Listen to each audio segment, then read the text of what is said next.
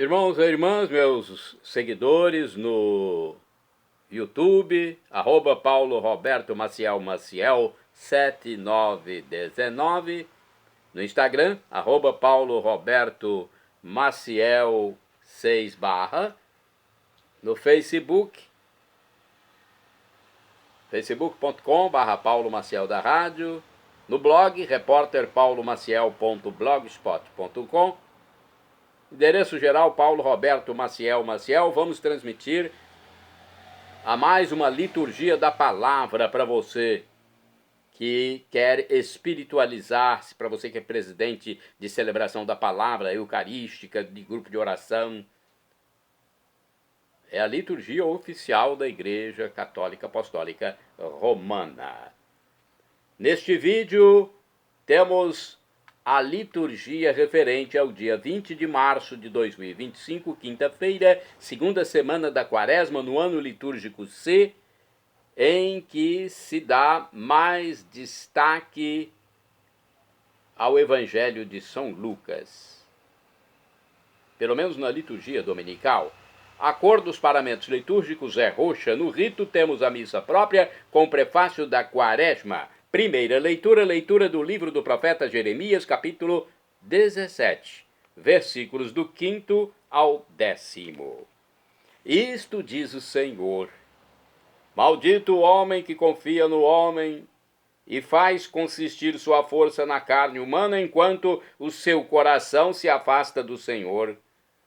Como os cardos no deserto, ele não vê chegar a floração, prefere vegetar na secura do ermo, em região salobra e desabitada.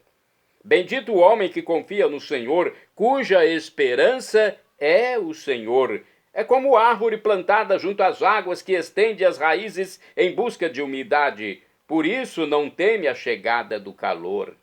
Sua folhagem mantém-se verde, não sofre míngua em tempo de seca e nunca deixa de dar frutos. Em tudo é enganador o coração, e isto é incurável. Quem poderá conhecê-lo?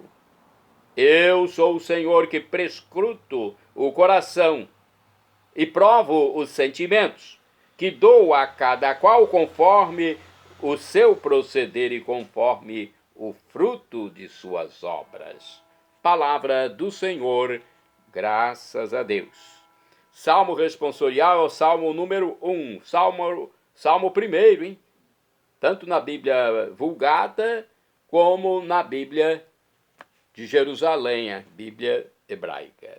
Versículos do 1º ao 2º, 3º, 4º, 6º, refrão retirado do Salmo 39 na Vulgata e 40 na Bíblia de Jerusalém, com o versículo 5a. É feliz quem a Deus se confia.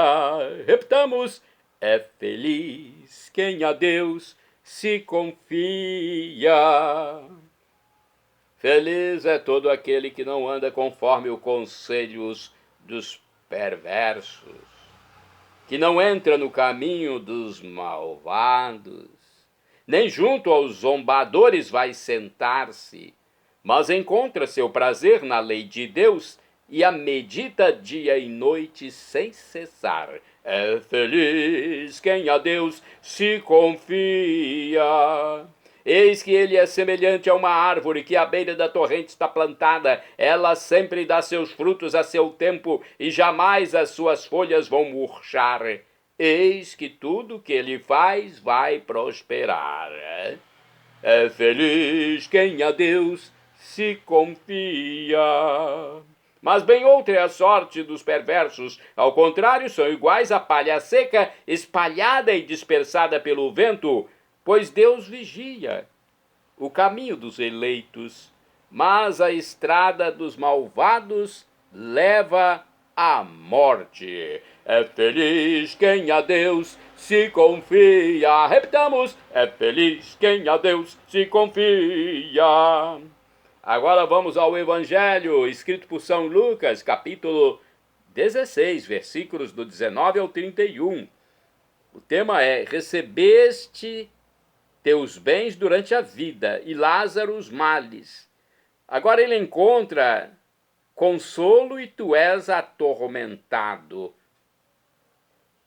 Vamos aclamar primeiro o Evangelho de São Lucas, capítulo 16, versículo de 19 a 31. A aclamação é com Lucas, capítulo 8, versículo 15.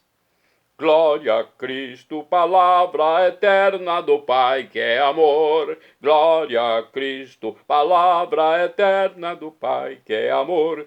Felizes os que observam a palavra do Senhor de reto coração e que produzem muitos frutos até o fim perseverantes. Glória a Cristo, palavra eterna do Pai que é amor. Glória a Cristo, palavra eterna do Pai que é amor. O Senhor esteja convosco, Ele está no meio de nós. Proclamação do Evangelho de Jesus Cristo segundo São Lucas. Glória a vós, Senhor. Pelo sinal da Santa Cruz, livra-nos Deus nosso Senhor dos nossos inimigos. Naquele tempo disse Jesus aos fariseus: havia um homem rico, que se vestia com roupas finas e elegantes, e fazia festas esplêndidas todos os dias. Um pobre, chamado Lázaro, cheio de feridas, estava no chão à porta do rico. Ele queria matar a fome com as sobras que caíam da mesa do rico. E além disso vinham os cachorros lamber suas feridas. Quando o pobre morreu, os anjos levaram-no para junto de Abraão. Morreu também o rico e foi enterrado na região dos mortos, no meio dos tormentos. O rico levantou os olhos e viu de longe a Abraão, com Lázaro ao seu lado. Então gritou: Pai, Abraão, tende piedade de mim. Manda Lázaro molhar a ponta do dedo para me refrescar a língua, porque sofro muito nestas chamas. Mas Abraão respondeu: Filho, lembra-te que tu recebeste teus bens durante a vida, e Lázaro, por sua vez, os males. Agora, porém, ele encontra aqui consolo e tu és atormentado. E, além disso, há um grande abismo entre nós. Por mais que alguém desejasse, não poderia passar daqui para junto de vós, e nem os daí poderiam atravessar até nós. O rico insistiu: Pai, eu te suplico, manda Lázaro à casa do meu pai, porque eu tenho 5 irmãos. Manda preveni-los para que não venham também eles para este lugar de tormento. Mas Abraão respondeu: eles têm Moisés e os profetas, que os escutem. O rico insistiu: não, pai Abraão, mas se um dos mortos for até eles, certamente vão se converter. Mas Abraão lhe disse: se não escutam a Moisés nem aos profetas, eles não acreditarão, mesmo que alguém ressuscite dos mortos. Palavra da salvação, glória a vós, Senhor. Pelo sinal da Santa Cruz, livra-nos Deus nosso Senhor dos nossos inimigos. Vamos à reflexão que está no livro Igreja em Oração, nossa missa no dia a dia. Esta parábola de hoje retrata perfeitamente a situação de nossa sociedade. Ricos que vivem no luxo, na opulência, podem desfrutar de viagens, vivem em contínuos banquetes com bebidas extremamente caras, têm tudo. Não precisam de nada, não precisam nem de Deus. Pobres já nasceram para sofrer. Para que perder tempo com eles? Contentam-se com pouco, não precisam de dinheiro. Na parábola, o pobre podia se aproximar da porta do rico, conforme Lucas 16, versículo 20. Hoje os pobres nem podem fazer isso, porque os ricos, os figurões, vivem em casas muradas, em condomínios fechados, onde seria impossível entrar um pobre para pedir ajuda. No entanto, todos somos filhos do mesmo Pai, Deus. Todos nós nos tornaremos pó um dia, e mesmo assim há uma barreira que separa os ricos dos pobres, a qual pode transformar-se em um abismo intransponível e definitivo. Versículo 26. Jesus não é contra os ricos, pois há ricos generosos, ao extremo até. Mas Jesus tem a convicção de que aqueles que desfrutam da abundância de maneira excludente nunca crescem como pessoas, mas cada vez mais se desumanizam, tornando-se insensíveis e indiferentes ao sofrimento alheio. Como desejamos que nosso mundo seja mais fraterno, se esquecemos de nossos irmãos mais pobres e sofridos. Bem, vamos agora aos santos do dia, porque os santos justamente foram aqueles que fizeram muito bem aos irmãos e seguiram a Cristo. Creram em Cristo como Deus, se batizaram e se arrependeram dos seus pecados. Muitos dos santos foram pecadores ao extremo antes da conversão. Santo do dia 20 de março, São João Abade. De acordo com o site do Vaticano, natural de Spoleto, na Úmbria, João Abade viveu no século VI, tornou-se abade na abadia de Santo Estevão de Parano, perto de Nocera, na Úmbria, onde instruiu e formou muitos jovens monges na fé em Deus Pai, Deus Filho e Deus Espírito Santo, valendo-se sempre de dois instrumentos, o silêncio e a oração. Santo do dia 20 de março, São João Nepomuceno, presbítero e mártir de Praga. Presbítero é o sinônimo de sacerdote. De acordo com o site do Vaticano, o martírio de São João Nepomuceno ocorreu em Praga em fins do ano 1300. Era um humilde sacerdote pregador da corte do rei Venceslau IV. Ao opor-se ao monarca com firmeza, pagou com a vida suas pretensões que violariam a sacralidade da confissão e a liberdade da igreja. Olha o que queria o rei, que ele violasse a confissão, algo que é totalmente um segredo entre o fiel, o padre e Deus. A história principal narra que João Nepomuceno foi um homem intelectual, graduou-se em Direito Canônico em Pádua, na Itália, no ano de 1387, mas também era uma pessoa que não usava sua vocação para fazer carreira. Foi pároco, exerceu vários encargos eclesiásticos e foi nomeado canônico da Catedral de São Victor, mas sem seus benefícios decorrentes. No entanto, uma estrela brilhou, sobretudo no escuro. Em 1393, o arcebispo de Praga quis que aquele sacerdote fosse seu vigário geral. Mesmo contra sua vontade, João se destacou por seus méritos, entre os quais o de ser um brilhante pregador. Como tal, foi chamado à corte pelo rei Venceslau IV. Tudo parecia perfeito, mas não era. Como todos os reis, Venceslau também tinha seus planos. Em 1393, quando o mosteiro de Kladruby ficou vacante pela morte do abade, o monarca mandou transformá-lo em sede episcopal para colocar ali uma pessoa do seu agrado. Olha só, o rei queria colocar um representante seu. João Nepomuceno rebelou-se. Como especialista em código canônico, sabia que aceitar esta decisão do rei equivaleria a uma grave violação da liberdade eclesial. Por isso lutou para a eleição de um novo abade, confirmando-o canonicamente. O rei não se rebaixou e mandou prender João com outras 3 personalidades da igreja. Diante das torturas, os outros cederam, mas João resistiu. Então Venceslau mandou executá-lo.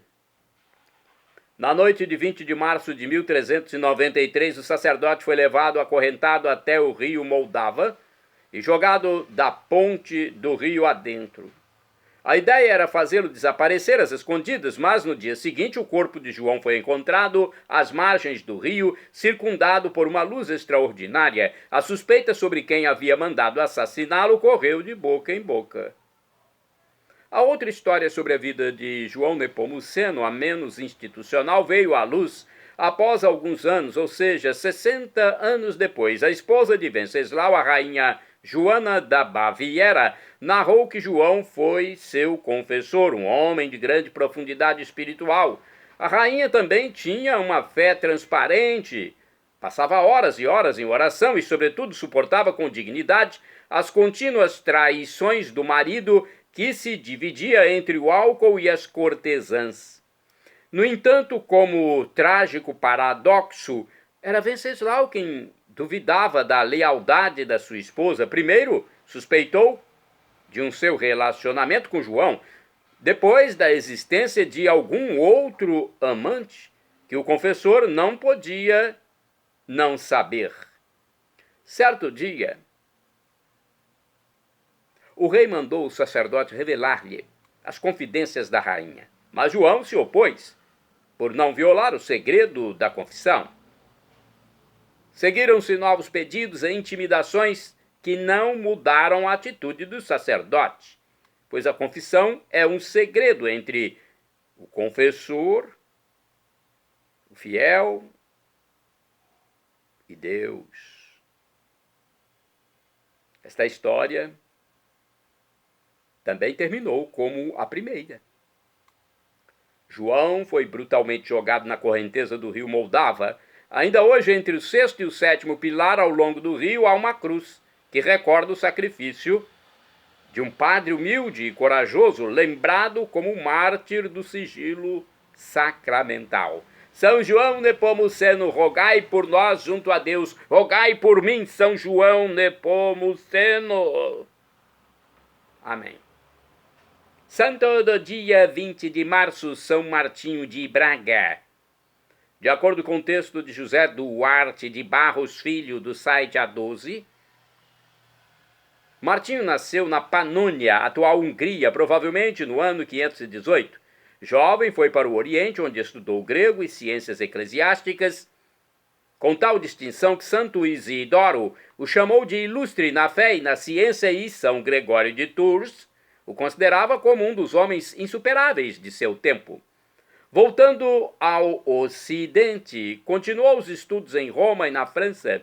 Visitou o túmulo de São Martinho de Tours, de quem era devoto. Conheceu o rei Charico dos Suevos, povo de origem germânica que invadiu a Península Ibérica, Espanha do Império Romano, em 409, tendo ali permanecido até 585, quando foram derrotados pelos visigodos.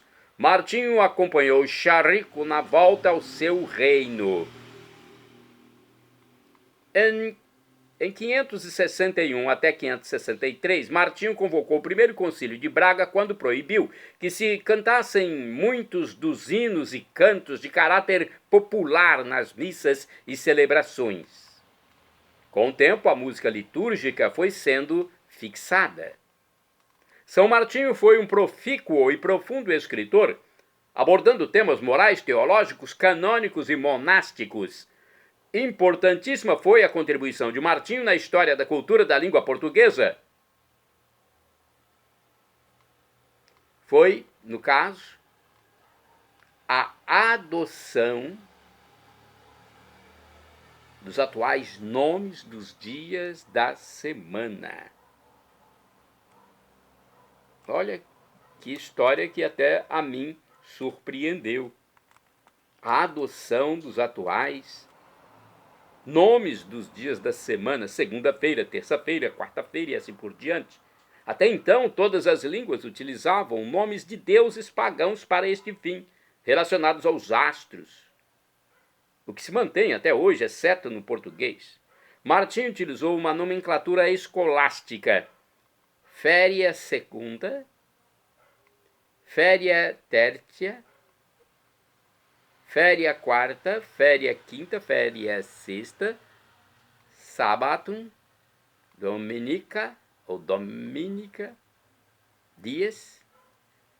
O sábado em referência ao Shabat, sagrado dos judeus, que no catolicismo foi substituído pelo dia do Senhor Dominus, o domingo.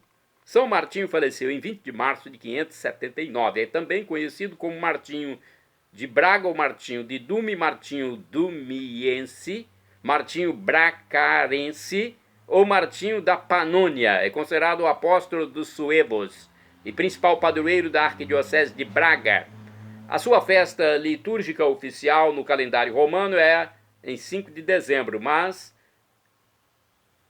em 22 de outubro na diocese de Braga e 20 de março em Portugal e na Igreja Ortodoxa também ele é festejado como santo. Olha, importante, São Martinho de Braga, rogai por mim, rogai por nós. Santo da Igreja Católica, da Igreja Ortodoxa também.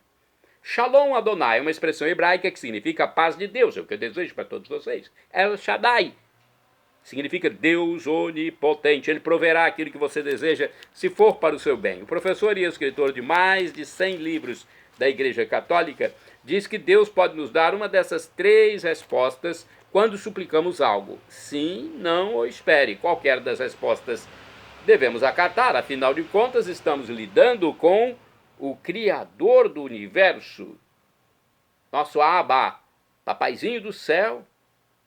Foi Jesus Cristo que nos ensinou a chamá-lo assim, já pensou? Nós, indignas criaturas, chamando o Criador de tudo de Abba, papaizinho. Algo que só acontece no cristianismo. E agora eu quero clamar Jesus, a sua volta. Maranatá, como dizemos nós católicos. Ou Maranata, como dizem nossos irmãos das comunidades evangélicas ou protestantes. Não importa a pronúncia, o significado é o mesmo. Vinde, Senhor Jesus, um dia ele voltará e será o juízo final. Esteja pronto para ir para o céu, que é o caminho dos sensatos, dos lúcidos. Quem não quer, você não pode obrigar, mas pode evangelizar, transmitir a palavra. Aí fica no livre-arbítrio de cada um. Para conseguir a vida definitiva, a vida no céu, a vida perpétua com Deus, Deus Pai, Deus Filho, Deus Espírito Santo, com Maria Santíssima, com São José, com São Paulo apóstolo, São Pedro, Santa Maria Madalena, Santa Maria de Cleofas, Santa Teresa d'Ávila, Santa Teresa de Calcutá, Santa Madre Paulina, Santa Irmã Dulce, São João Paulo II, São Paulo VI, para conseguir essa vida com eles, eternamente. Temos que crer em Jesus como Deus, não apenas um sábio, não como um revolucionário, como alguns querem, né, conceber.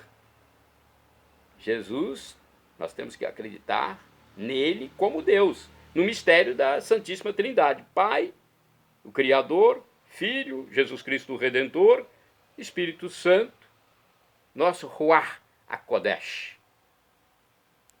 nosso defensor, nosso paráclito. O mistério na Santíssima Trindade é como um ramo com 3 folhas. Já viu um ramo que tem 3 folhas? Tá? Tem lá o ramo. Aí você vai ver aqui, tem 3 folhinhas no ramo. Um ramo só. Acontece. Um ramo só, tem 3 folhinhas. 3 folhas dependem daquele ramo. Então, o mistério da Santíssima Trindade não queremos, nem devemos, nem podemos decifrar. É algo de Deus. Nós somos criaturas, indignos servos, vermes, bactérias. No dia que morrermos, nosso corpo lá na Terra vai se transformar em vermes em pouco tempo, que vale a nossa alma, nosso espírito.